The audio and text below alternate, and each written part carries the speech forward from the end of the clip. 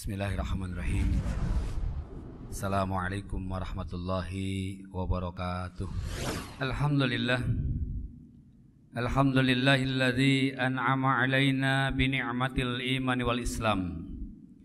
Asyhadu an la ilaha illallah wahdahu la syarikalah wa asyhadu anna Muhammadan abduhu wa rasuluh.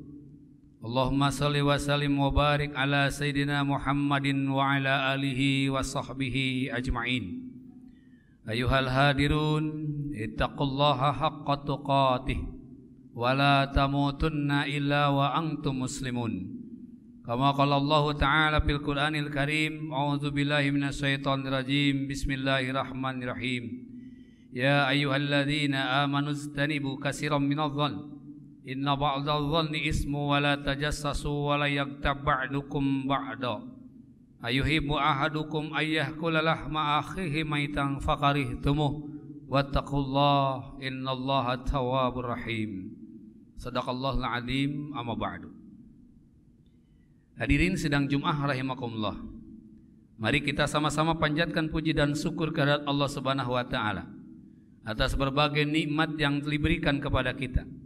Di antara kesempatan kita mendapatkan rezeki, mencari nafkah, melaksanakan kesibukan-kesibukan dalam kehidupan kita, Allah masih memberikan kepada kita kesempatan untuk melaksanakan sholat Jumat dalam keadaan sehat, dan ini rezeki atau nikmat yang besar yang harus kita syukuri bersama. Salawat dan salam semoga tetap tercurah kepada junjungan mulia Nabi besar Muhammad sallallahu alaihi wasallam. Khatib mengingatkan pada diri sendiri dan mengajak kepada kita sekalian, mari kita sama-sama tingkatkan iman dan takwa kita kepada Allah Subhanahu wa taala. Masyiral muslimin rahimakumullah. Perjalanan waktu Ramadan yang sudah setengah bulan lalu kita lalui bukan berarti hilangnya atau perginya Ramadan kemudian pergi juga amal-amal soleh kita. Jangan sampai amal-amal Ramadan hilang begitu saja setelah Ramadan itu pun pergi dari kita. Ramadan itu akan datang kembali kepada kita di tahun yang akan datang, tetapi kita belum tentu bersama Ramadan, karena kita tidak pernah tahu umur kita akan sampai atau tidak kepadanya. Maka ketika Ramadan pergi, perbaikilah kita di bulan Syawal ini. Syawal artinya meningkat. Berarti ada peningkatan amal-amal soleh kita setelah melaksanakan Ramadan. Jangan sampai kita kehilangan segala-galanya setelah bulan Ramadan ini. Bahkan Rasulullah SAW mengingatkan kepada kita, man syoma Ramadan summa atba'ahu sitta min Syawal kana asyami dahri. Barang siapa yang melaksanakan puasa selama bulan Ramadan penuh selama 30 hari, 1 bulan, kemudian dilanjutkan dengan 6 hari di bulan Syawal, itu bagaikan dia melaksanakan puasa setahun. Hadis riwayat Muslim. Artinya apa? Rasulullah SAW mengajak kepada kita jangan meninggalkan Ramadan dengan meninggalkan puasa di dalamnya. Kalau secara aturan di dalam Al-Quran disebutkan setiap beramal soleh, beramal kebaikan, maka kita akan mendapatkan 10 kebaikan. Dari 1 kali pelaksanaan atau kita amal soleh mendapat 10 kali daripada kebaikan itu sendiri. Ya, maka jika seandainya seseorang melaksanakan puasa itu selama 30 hari, kalau dikalikan 10 maka dia mendapatkan 300. Selama Ramadan kita mendapat 300 kali atau 300 hari. Ditambah 6 hari di bulan Syawal kali 10, 60. Mendapatkan jumlah 360. Sedangkan 1 tahun itu 365 hari menurut hitungan Masehi atau 354 hari hitungan bulan Hijriah. Sedangkan di antara Hijriah dan Masehi itu ternyata bisa kita hitung jumlahnya di antara 354 ke 365 adalah 360. Apa yang disampaikan Rasulullah SAW? Jika kita melaksanakan puasa selama Ramadan 30 hari kemudian disambung dengan 6 hari di bulan Syawal, seolah-olah kita melaksanakan puasa setahun. Dan jika di antara kita menyempatkan dirinya berpuasa selama Ramadan lanjut dengan puasa 6 hari di bulan Syawal, yang penting bulan Syawal, tidak harus terus-menerus, bisa lewat 1, lewat 2, atau mungkin kesempatan kita sekarang tinggal beberapa waktu lagi. Tinggal 12 hari lagi. Bagi yang belum melaksanakannya, sempurnakan. Karena bulan Syawal berikutnya juga belum tentu kita hadir di dalamnya. Berarti kita melaksanakan puasa selama 1 tahun. Jika setiap tahun kita melaksanakan puasa seperti itu, dalam hidup kita berarti kita melaksanakan puasa sepanjang tahun. Masyiral muslimin rahimakumullah, khotib hanya mengingatkan, ini masih ada waktu 12 hari ke depan. Yang belum melaksanakan Syawal, laksanakan. Karena memang kalau kita puasa Syawal agak susah, karena kita puasa sendirian, tidak ada teman. Kalau bulan Ramadan kita puasa bersama-sama, godaannya kurang. Makanya nilai pahalanya kata Nabi sama dengan berpuasa setahun. Saking banyaknya godaan yang menghampiri kita. Berat memang. Tapi bagi orang-orang yang beriman, yang mengikuti perintah Rasul, yang mengikuti sunnahnya, maka dia itu tidak akan terasa berat. Bagi yang sudah melaksanakan, berbahagialah. Karena itu ada aturan yang mendapatkan nilai pahala setahun dalam hidup kita berpuasa.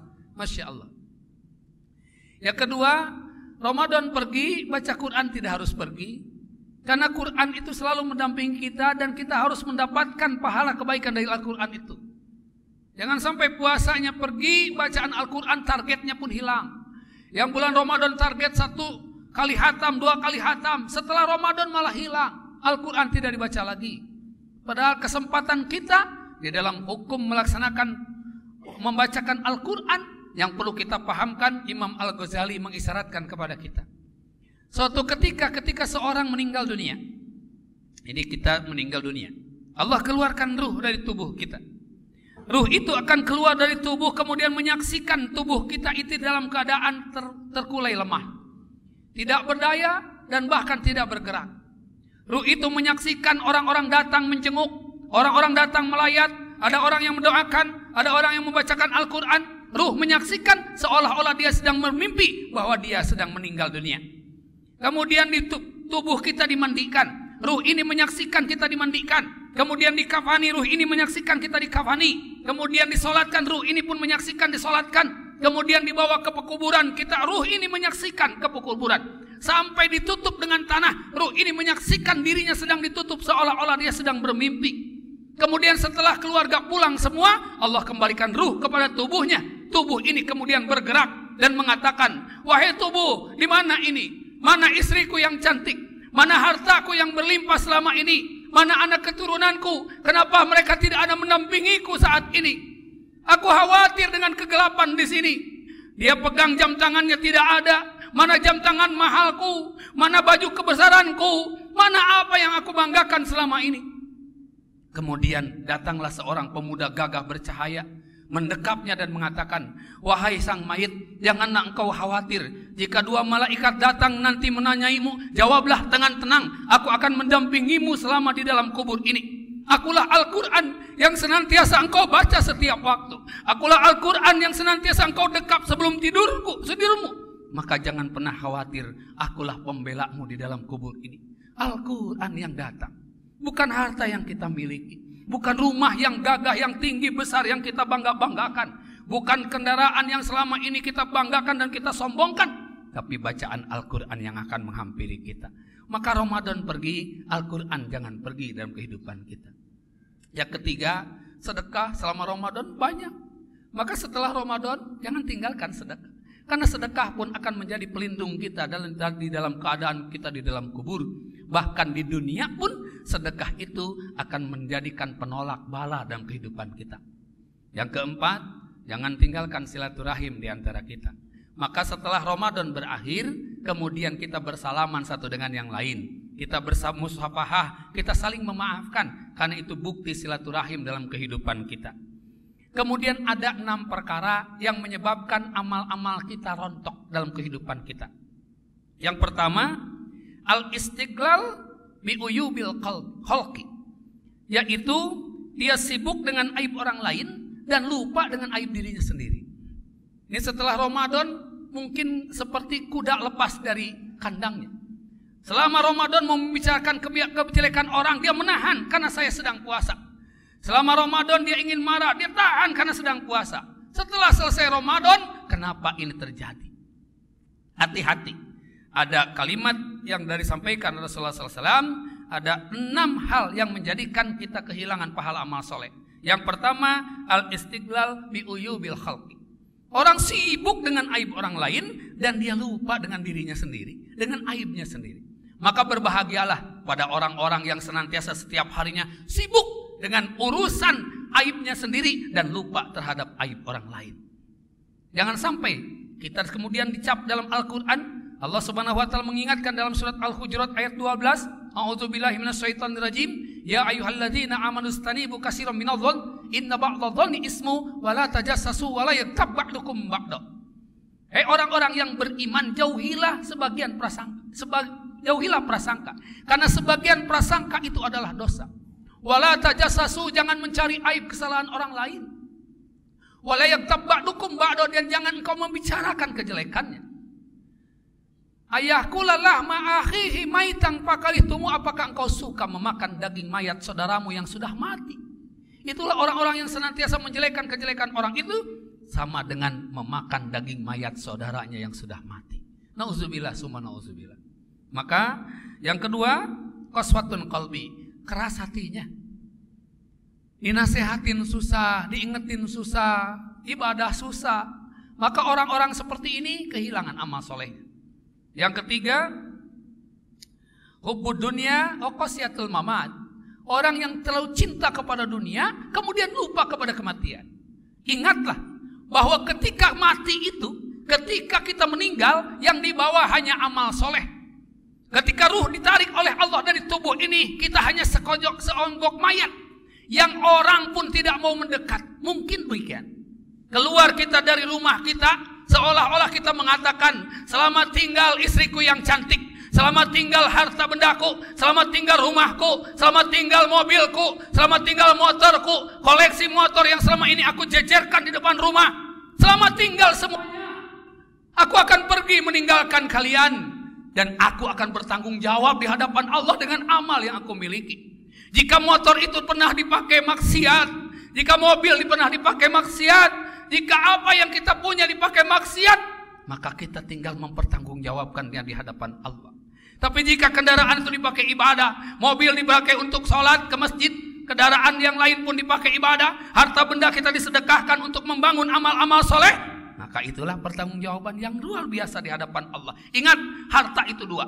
Halalnya akan dihisab di hadapan Allah, dan haramnya akan diazab di hadapan Allah Subhanahu wa Ta'ala. Maka jadikan diri kita jangan sampai hubbud dunya wa qasyatul mamat. Kita cinta kepada dunia sampai lupa ibadah kepada Allah, tapi kita takut dengan kematian.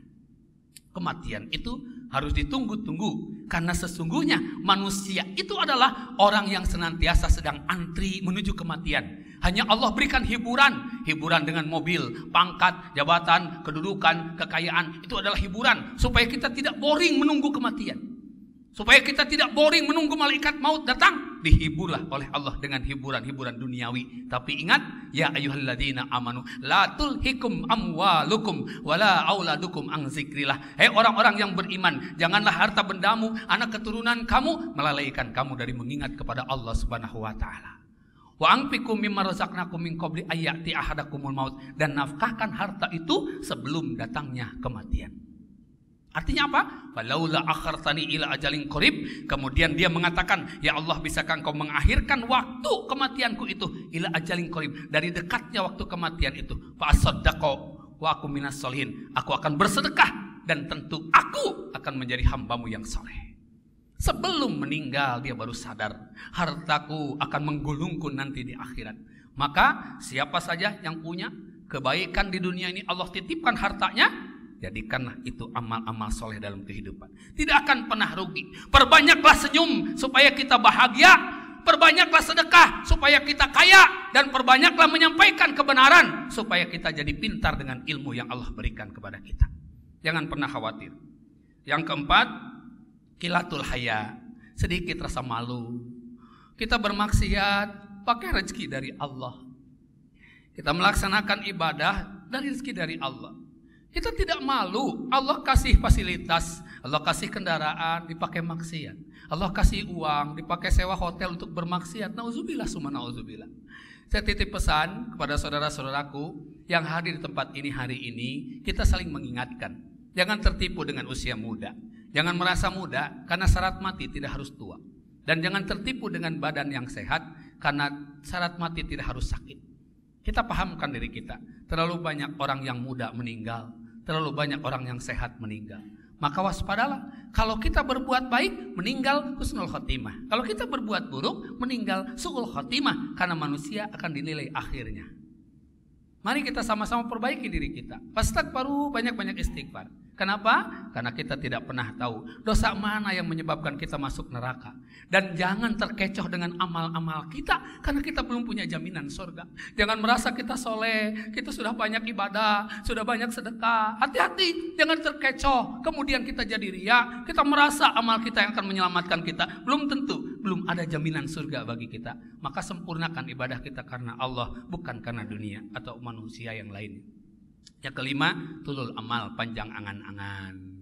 Mencari sesuatu, ingin ini, ingin itu. Boleh punya keinginan, tapi terukur. Tapi kalau punya keinginan surga, itu kan luar biasa. Setiap waktu tidak melalaikan kepada Allah. Kenapa? Saya ingin surga Firdaus. Itu bukan panjang angan-angan. Dia baca Quran, dia ibadah. Untuk apa? Supaya dia tidak terlepas dari nikmat Allah Subhanahu wa Ta'ala. Dan yang keenam, julman la yantahi, kejoliman yang terus-menerus dilakukan. Ada orang yang senang setelah menjolimi orang lain. Dia bahagia ketika dia sudah berbuat jolim, na'udzubillah. Maka itu, saudara-saudaraku yang dirahmati Allah Subhanahu wa Ta'ala, bulan Ramadan berakhir, kita jangan berakhir amal-amal soleh kita. Dan ingat, ada 6 hal tadi yang bisa menggerogoti amal-amal soleh dalam kehidupan kita. Mudah-mudahan Allah Subhanahu wa Ta'ala memelihara kita untuk senantiasa menjaga amal-amal soleh kita, beristiqomah untuk melaksanakan kebaikan, dan kita wafat dalam keadaan husnul khatimah. Barakallahu li wa lakum wa nafa'ni wa yakum min ayati wa zikril hakim wa taqabbalallahu minna minkum tilawatahu innahu huwal ghafurur rahim.